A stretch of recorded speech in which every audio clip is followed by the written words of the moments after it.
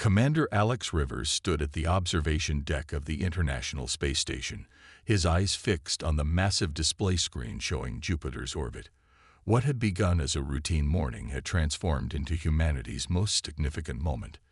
Dozens of enormous vessels had appeared near the gas giant 2 hours ago, their metallic hulls gleaming against the blackness of space. "How many ships are we looking at now?"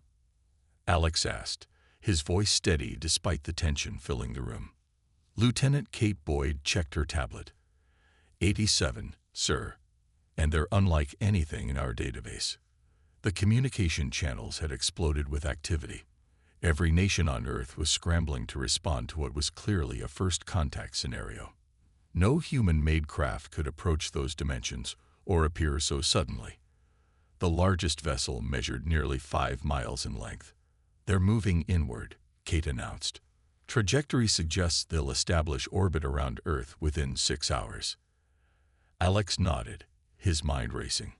At 43, he had served in the Navy for over 20 years, but nothing in his training had prepared him for this. When the call came through from the president, he wasn't surprised to hear his name mentioned. "Commander Rivers, we need you to lead our diplomatic response team," the president said, her voice crackling slightly over the secure line. "Your background in international negotiations makes you our best option." 3 hours later, Alex found himself in a hastily assembled control room at NASA headquarters. Screens displayed every angle of the approaching fleet, while experts from around the world joined via video conference. "They're broadcasting," announced a communications specialist. It's in English." The room fell silent as the message played through the speakers. "People of Earth, I am High Admiral Zorax of the Galactic Imperial Fleet. Your world has been selected for incorporation into the Empire. Prepare to receive our delegation. Resistance is inadvisable." The message repeated in several languages, each translation as coldly efficient as the English version. Dr. Madeleine Jones, Earth's leading xenolinguist, shook her head. "The language is perfect, too perfect. They've been studying us for some time." Alex turned to the assembled team. "Let's not jump to conclusions. Incorporation could mean many things." When the delegation shuttle landed at the designated site in neutral Switzerland, Alex led the human welcoming committee. The aliens emerged from their craft with surprising grace considering their height, each standing nearly 7 feet tall with bluish skin and 4 arms. High Admiral Zorax stepped forward. His upper set of arms remained folded across his chest, while his lower set held what appeared to be a translator device. "Commander Rivers," Zorax said without introduction, "your species shows remarkable adaptability, establishing a unified response so quickly." Alex maintained a diplomatic smile.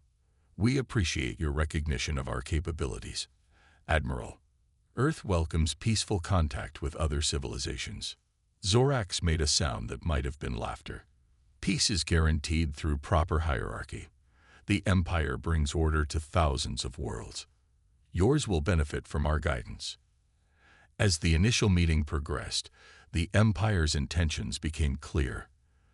They viewed Earth not as a partner, but as a resource, a planet to be harvested for materials and labor.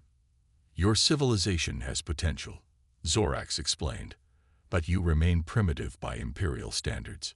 Your incorporation will proceed smoothly if you accept your proper place." That evening, world leaders gathered in emergency session. Alex presented his assessment via secure video link. "They don't see us as equals," he concluded. "Their technology is advanced, but their attitude suggests they've encountered little genuine resistance before." The Russian president leaned forward. "What are you suggesting, Commander?" Alex chose his words carefully. "They expect submission. I believe that may be their fundamental miscalculation." As dawn broke over a nervous planet, humanity faced its greatest test. The Empire had arrived with expectations of an easy conquest. What they would discover was that Earth was not so easily incorporated. 3 days after first contact, Commander Alex Rivers and diplomat Lisa Winters sat across from High Admiral Zorax and his delegation in the United Nations headquarters. The terms laid out by the Empire were now crystal clear, and they were far from favorable. Earth will surrender all nuclear weapons within 30 days, Zorax stated, his forearms moving in precise gestures as he spoke. Your space travel will be restricted to your moon. Your governments will remain in place, but will answer to an imperial governor. Lisa made notes on her tablet, her expression carefully neutral despite the outrageous demands. At 35, she was the youngest senior diplomat on the team, but her reputation for staying calm under pressure made her invaluable. And what does Earth receive in return for these concessions? She asked. Zorax's facial ridges flattened, and what they had learned was an expression of amusement. You receive the privilege of imperial protection and technology appropriate for your development level. After the meeting, Alex and Lisa hurried to a secure room deep within the building.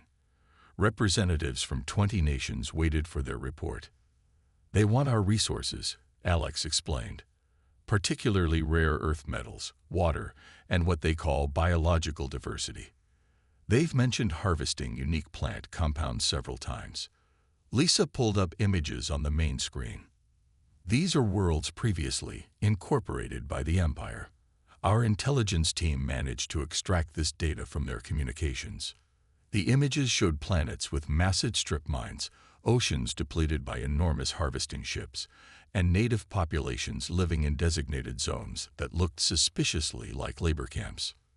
This is our future if we submit, she said quietly. General Frank Miller of the Joint Chiefs stood up. What are their military capabilities? Advanced, Alex admitted, but not magical. Their ships use a form of nuclear fusion we've theorized but haven't mastered. Their weapons are energy-based, but follow principles our physicists understand. Dr. Olivia Garcia, who had been analyzing the Imperial technology, spoke up. Their shields are their greatest advantage, but I've detected fluctuations when they're hit with certain electromagnetic frequencies. The room buzzed with conversation until the Secretary General called for order. We need time, she said. Time to prepare, time to find weaknesses. I propose we form a United Earth Defense Council, effective immediately. The vote was unanimous. General Miller would coordinate military responses while civilian infrastructure prepared for potential conflict. Operation Hornet's Nest was initiated, a plan to make Earth too costly to conquer. Over the next week, Alex watched as humanity united like never before. Ancient enemies shared military secrets. Scientists worked around the clock. The internet buzzed with encrypted communications as Sam Daniels, a former hacker turned cybersecurity expert, assembled a global network of digital warriors. On day 10, Zorax requested another meeting. Your preparations have been noted, he said, all 4 arms now resting on the table. You should understand that resistance has never succeeded against the Empire. We have incorporated worlds far more advanced than yours. We are simply considering your generous offer, Lisa replied smoothly. Zorax's upper eyes narrowed. You have 20 more days to comply. After that, we will begin pacification procedures. Later that evening, Alex met with the Defense Council in their underground facility. Pacification. Alex repeated the word. We've translated enough of their historical records to know what that means. Targeted strikes against military installations, followed by forced submission. General Miller nodded grimly. Then we continue as planned. If they want Earth, they'll have to fight for every inch. Dr. Garcia held up a small device. I've completed the prototype shield disruptor. It's ready for testing. As the meeting continued, Alex looked around the room at the determined faces. The Empire expected submission from a primitive species. What they would get instead was humanity at its most resourceful and defiant. From space, Earth appeared peaceful. Imperial scout ships reported minimal military activity, just as expected from a primitive species preparing to surrender.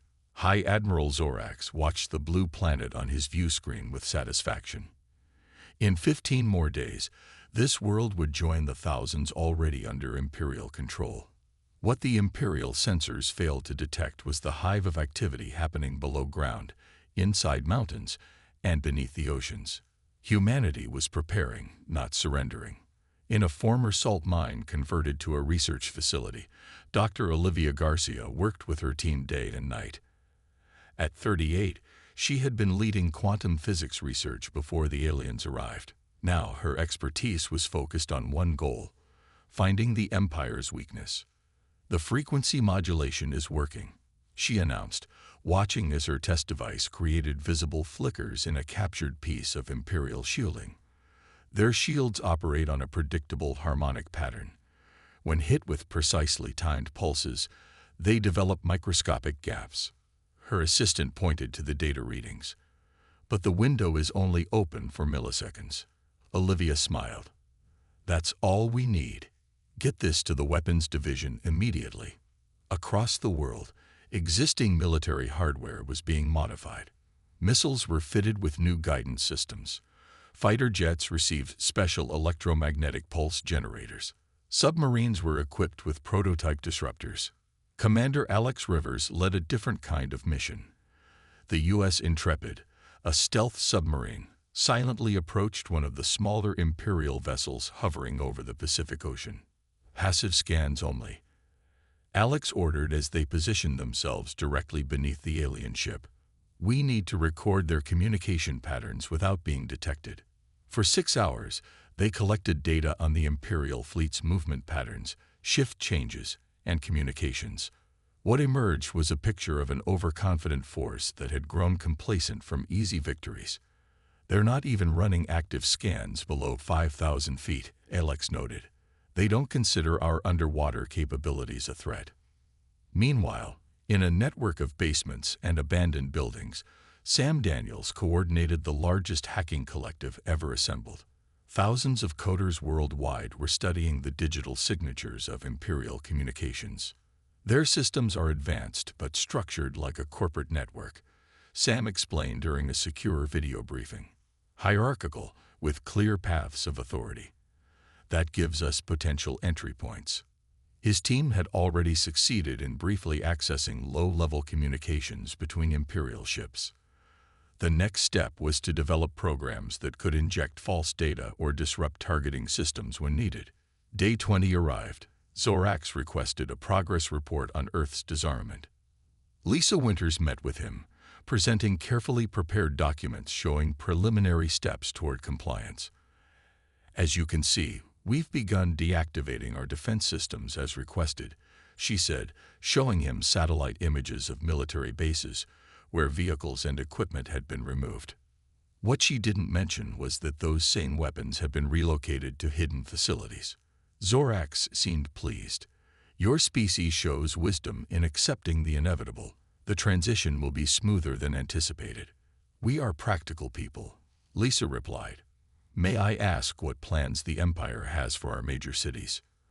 As Zorax explained the minimal disruption that would occur during incorporation, Lisa mentally recorded every detail that might reveal Imperial intentions.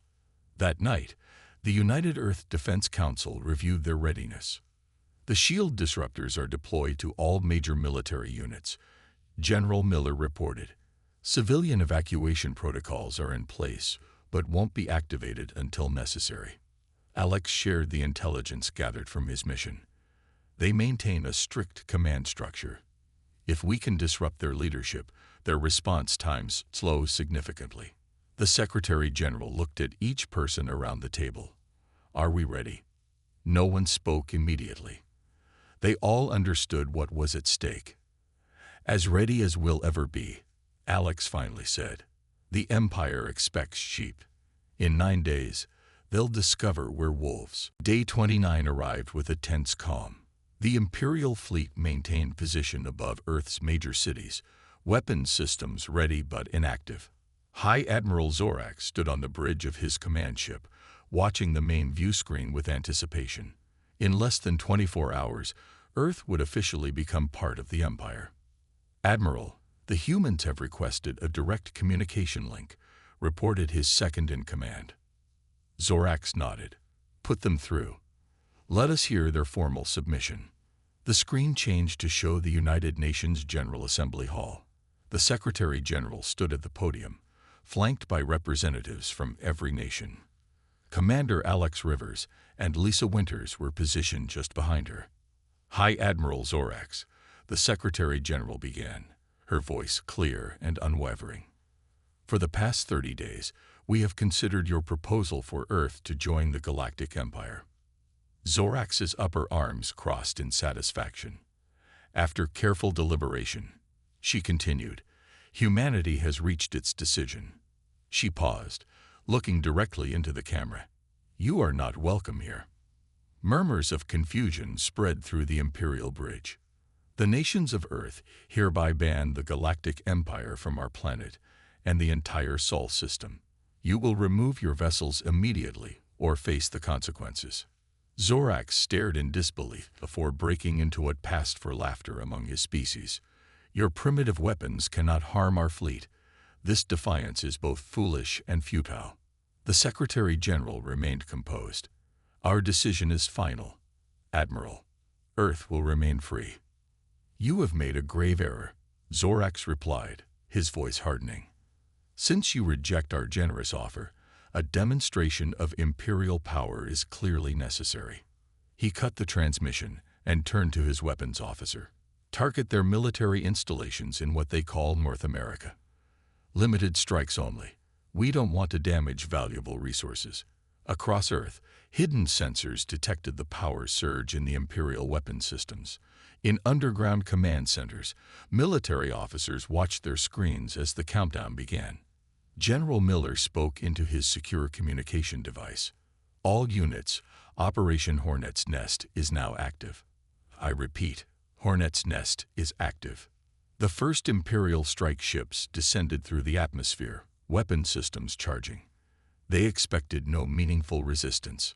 They were wrong. From concealed positions across the American continent, modified surface-to-air batteries activated. But instead of conventional missiles, they fired Dr. Garcia's shield disruptors, devices that emitted precisely calibrated electromagnetic pulses. The lead Imperial ship continued its descent, unaware that its shields were now compromised. When conventional missiles followed seconds later, the pilots were shocked to see their perfect defense fail. 3 ships exploded in brilliant flashes of light before the others could react. Simultaneously, Sam Daniels and his global hacker collective executed their cyber attack. Imperial communications filled with contradictory orders and false alarms. What is happening? Zorax demanded as reports of damage flooded in. How can their primitive weapons penetrate our shields? On the ground, Alex Rivers coordinated the global defense from a hardened bunker. Phase 1 successful, he reported. Imperial strike force in North America has taken significant losses. Similar reports came in from Europe, Asia, and other continents. The surprise was complete. Zorax's rage was visible as he ordered a full-scale attack. No more demonstrations. Commence planetary bombardment. But his command ships suddenly found themselves targeted by submarines emerging from the depths, firing missiles equipped with the same shield-disrupting technology. Sir, his tactical officer reported, we're detecting launches from their oceans. Our forward shields are failing. In the UN chamber, now relocated to a secure location, the Secretary General watched the initial battle reports with Lisa Winters. It's begun, Lisa said quietly. The Secretary General nodded. The Empire thought they were coming to claim a submissive world. Instead, they've kicked a hornet's nest. Above Earth, the Imperial fleet scrambled to respond to an attack they had considered impossible. Humanity's ban on the Galactic Empire was being enforced with surprising effectiveness. The battle for Earth unfolded across the planet and in orbit above it. Imperial ships, accustomed to easy conquests, found themselves facing an enemy that refused to fight according to conventional rules.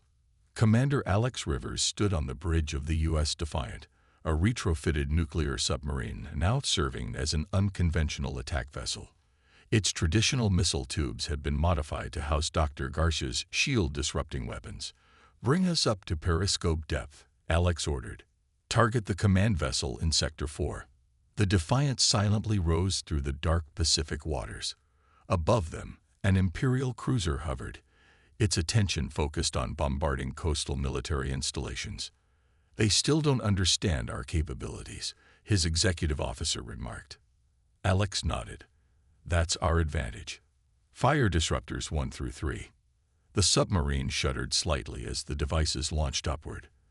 They didn't strike the Imperial ship directly but instead detonated in a pattern around it, creating an electromagnetic field that caused the alien shields to flicker and fail in sections. "Conventional weapons now," Alex commanded. Traditional missiles followed, striking the suddenly vulnerable vessel.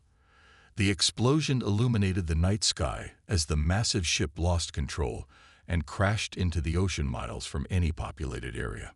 Similar scenes played out worldwide. Earth's military forces, though technologically outmatched, used their intimate knowledge of their home planet to devastating effect. Fighter jets executed maneuvers in mountain ranges that the larger Imperial ships couldn't follow. Ground forces used mobile launchers that fired and relocated before they could be targeted. In her laboratory, Dr. Olivia Garcia monitored the effectiveness of her shield disruption technology.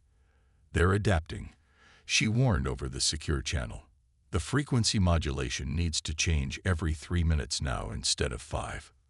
She sent the updated parameters to all Earth defense forces while working on the next evolution of the technology.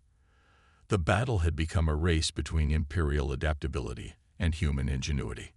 High Admiral Zorax grew increasingly furious as reports of losses continued to arrive at his command ship, which remained in high orbit. "How is this possible?" he demanded, slamming all 4 arms against his command console. "They are a pre-space civilization." His tactical officer replied cautiously, "Admiral, they appear to have specifically targeted our shield harmonics, and their attack patterns suggest they studied our communication protocols. They're fighting asymmetrically. I want that shield weakness fixed immediately," Zorax ordered. "And begin mass deployment of ground forces. We'll crush them planet-side." As Imperial dropships began their descent toward major cities, they encountered another surprise. Sam Daniels and his hacker collective had infiltrated deeper into the Imperial network than even they had thought possible. "We're in their navigation systems," Sam announced from his makeshift command center in an abandoned subway station. "Implementing Operation Misdirect now." Across the globe, Imperial landing ships suddenly found themselves fighting their own guidance systems. Some veered off course, others received false terrain data. Of the 300 ships that entered the atmosphere, only 40 managed to land where they intended. Civilians played their part as well. When Imperial ground forces landed in urban areas, they found cities that appeared abandoned, but were actually filled with people following carefully planned resistance protocols. Soldiers who expected to encounter panicked populations instead walked into ambushes and traps. By sunset on the first day of battle, the Empire had lost nearly a quarter of its fleet and gained no significant ground control. On the U.S. Defiant, Alex received updated orders from General Miller. "They're regrouping for a major push," Miller explained. "We've bloodied their nose, but now comes the real test." Alex studied the tactical display showing the remaining Imperial ships forming new attack formations. "They're learning," he noted, "but so are we." As night fell across a battle-scared but undefeated Earth, humanity prepared for the next phase. The Empire had expected an easy conquest. Instead, they had found a planet that would fight for every city, every mountain, and every drop of water. The third day of battle brought the first clear sign that the Empire was losing its grip. 7 Imperial cruisers broke formation and accelerated away from Earth, ignoring frantic commands from Zorax's flagship. They disappeared into hyperspace, abandoning the fight entirely. "Deserters," Zorax hissed, watching the tactical display. "They will be executed when we complete this conquest." But his officers exchanged worried glances. The Empire had never experienced such significant desertion during a planetary incorporation. Something fundamental was shifting. On Earth, General Miller directed operations from the Mobile Command Center, which relocated every 6 hours to avoid detection. "We've captured an Imperial officer," Miller informed the Defense Council. Alive and willing to talk, Alex Rivers and Dr. Garcia hurried to the secure holding area where the aliens sat. The Imperial officer had pale blue skin and the characteristic 4 arms of his species, but he lacked the facial markings of the higher ranks. "I am Sub-Commander Krell," he said when they entered. "I wish to provide tactical information in exchange for asylum." Alex remained cautious. "Why would you help us?" Krell's lower arms moved in what they'd learned was a gesture of resignation. "The Empire has never faced resistance like yours. High Admiral Zorax is making errors. He refuses to acknowledge that a primitive species could challenge us." He looked directly at Alex. "Many in the fleet believe this battle is lost, but Zorax will sacrifice every ship before admitting defeat." The information Krell provided was invaluable. He explained the Empire's command structure in detail, how orders flowed exclusively from the top down, making independent action nearly impossible without approval. Their greatest weakness, Dr. Garcia realized as she studied the information, it's their hierarchy. Within hours, Earth forces implemented a new strategy. Instead of attacking Imperial ships directly, they focused on disrupting the command vessels controlling each battle group. Sam Daniels' hackers inserted false authentication codes into the communication systems, creating confusion about which orders were genuine. The Imperial fleet, unable to adapt without clear direction, began to falter across multiple fronts. Zorax, now recognizing the true threat Earth posed, ordered his flagship to move closer to the planet. "I will direct the final assault personally," he announced. "Prepare all remaining ships for simultaneous attack." This was the moment Earth's forces had been waiting for. General Miller gave the order. Operation Kingslayer is a go. The U.S. Defiant, hidden in the debris field created by earlier battles, powered up its engines. Alex Rivers stood on the bridge, reviewing the daring plan one final time. "We'll have one chance," he told his crew. Dr. Garcia's new disruptor will create a shield window for exactly 47 seconds. We must deliver the package during that window. The package was a specially designed infiltration pod carrying a small team of soldiers and Dr. Garcia herself. Their mission: board Zorax's flagship and deploy a device that would neutralize its control systems. Approaching target, the navigation officer announced. "Disruptor ready." Alex took a deep breath. "Execute." The improved shield disruptor fired, creating not just gaps in the Imperial flagship's shields, but a complete failure on one section. Before the ship could compensate, the infiltration pod launched, attaching itself to the hull like a metallic parasite. On the flagship's bridge, alarms blared. "We have a hull breach in Section 12, an officer reported. Security teams responding." Zorax slammed his console. "How did they penetrate our shields?" "Find them." But it was too late. Dr. Garcia and her team moved through the ship's corridors, following Krell's detailed maps. When they reached the central computer core, she attached her device and activated it. The ship's lights flickered immediately. "What's happening?" Zorax demanded as his command screens went dark. His second-in-command, who had been harboring doubts for days, finally spoke the truth. "We're losing, Admiral. These humans, they've outmaneuvered us." Across the fleet, Imperial captains watched in shock as the flagship's lights dimmed. For the first time in the Empire's long history of conquest, the previously unthinkable was happening. The command vessel itself had been compromised. The turning point had arrived. The sunrise over Earth on the 7th day of battle revealed an astonishing sight. The Imperial fleet was retreating. Ship after ship activated their hyperspace engines, disappearing from Earth's sensors in flashes of light. On the captured flagship, now under Earth control, High Admiral Zorax stood in restraints, his 4 arms bound as he watched his forces abandon him. "This is impossible," he muttered, his voice hollow with disbelief. "No world has ever defeated the Empire." Commander Alex Rivers stood nearby with Dr. Garcia and General Miller. "That's because no world ever banned you before," Alex replied simply. "We didn't just fight your ships. We rejected your entire system." The victory sent shockwaves throughout the galaxy. Earth's communication systems, enhanced with captured Imperial technology, began receiving messages from dozens of worlds previously incorporated into the Empire. The news spread rapidly. A primitive planet had stood against the seemingly invincible Imperial fleet and won. 3 months after the battle, Alex Rivers found himself in a position he never expected, captain of Earth's first true interstellar vessel, built using adapted Imperial technology. The ship, named Unity, carried representatives from every nation as Earth reached out to other worlds. Their first destination was Altair 7, a planet that had been under Imperial control for over a century. As Unity entered orbit, they were met not by warships but by a welcoming committee of local officials. "Your victory inspired us," explained the Altarian leader, a tall being with silvery skin. "When the Imperial governor received news of Earth's stand, our people rose up. The remaining Imperial forces fled rather than face another rebellion." Similar stories greeted them at each world they visited.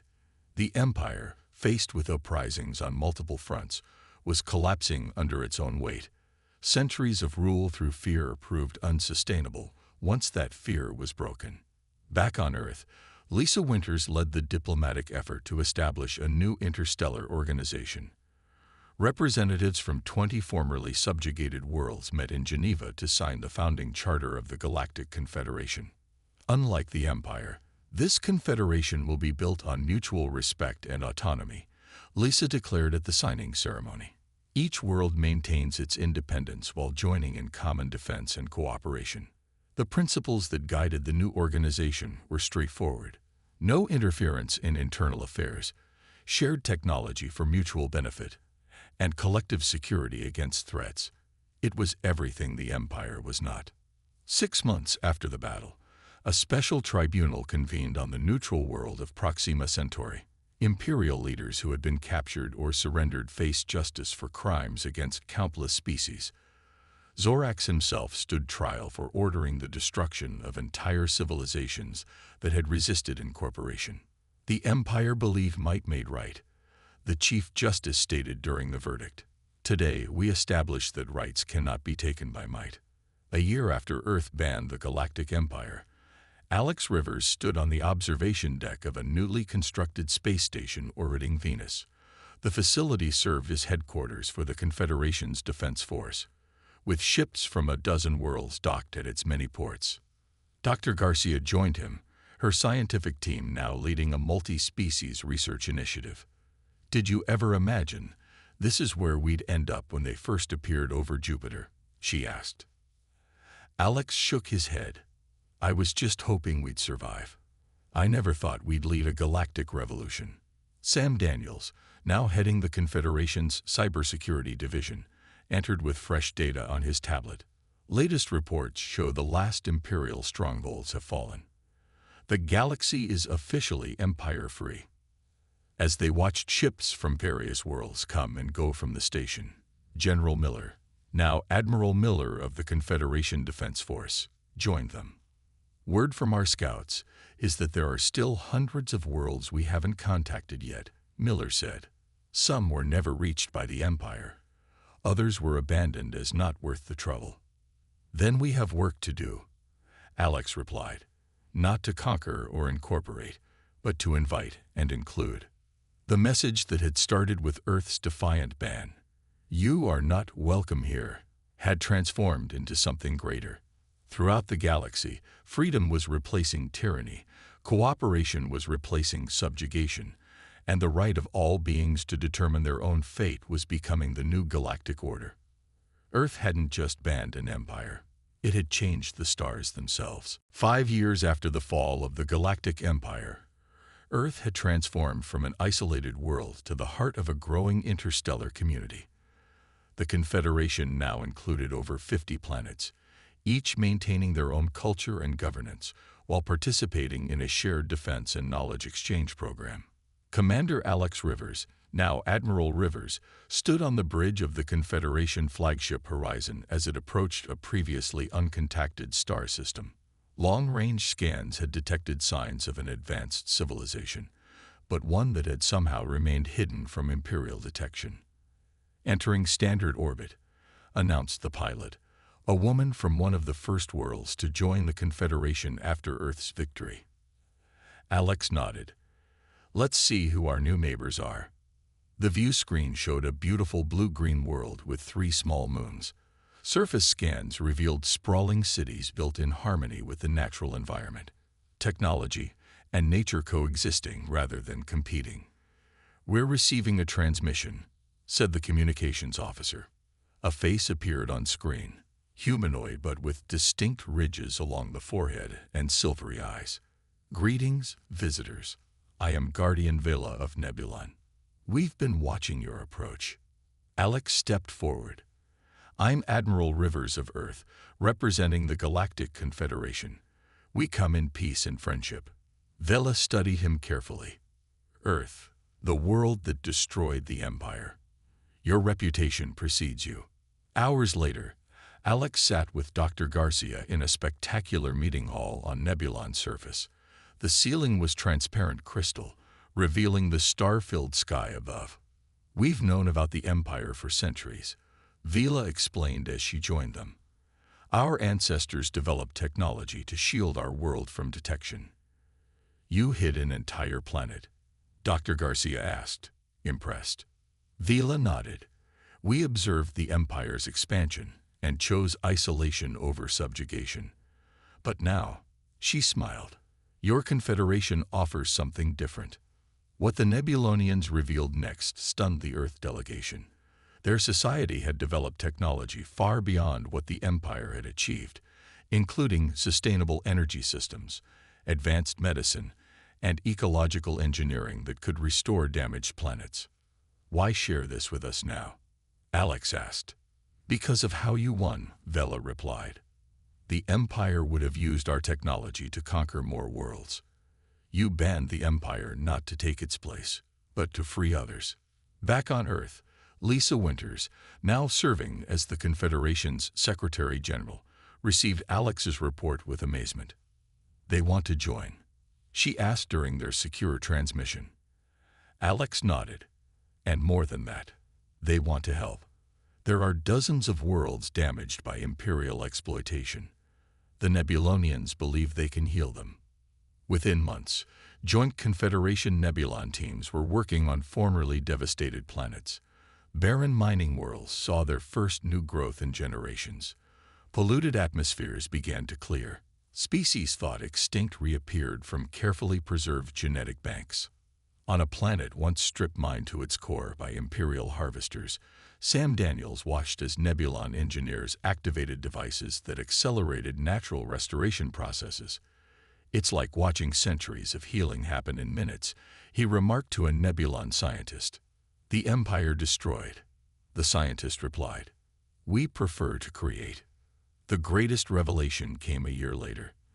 The Nebulonians shared information about other hidden civilizations, a network of worlds that had remained concealed from the Empire, watching and waiting for a sign that the galaxy was changing. Admiral Miller studied the star chart showing these hidden worlds. "There's a whole second galaxy out there that we never knew existed." As representatives from these newly revealed worlds gathered for the first expanded Confederation summit, Alex found himself reflecting on the journey from that first Imperial arrival near Jupiter. "We began by telling someone they weren't welcome," he said to Dr. Garcia as they watched delegations from 30 new worlds enter the Grand Assembly Hall, "and ended up creating something where everyone belongs." A former Imperial world's representative approached them. "My people have a saying. The strongest band is one that makes room for a better alternative." Alex smiled. "Earth banned the Empire not because we feared difference, but because we valued freedom, for ourselves and everyone else." As the assembly began, the message that had started with Earth's defiance continued to spread across the stars. Tyranny was not welcome, but liberty and cooperation would always find a home.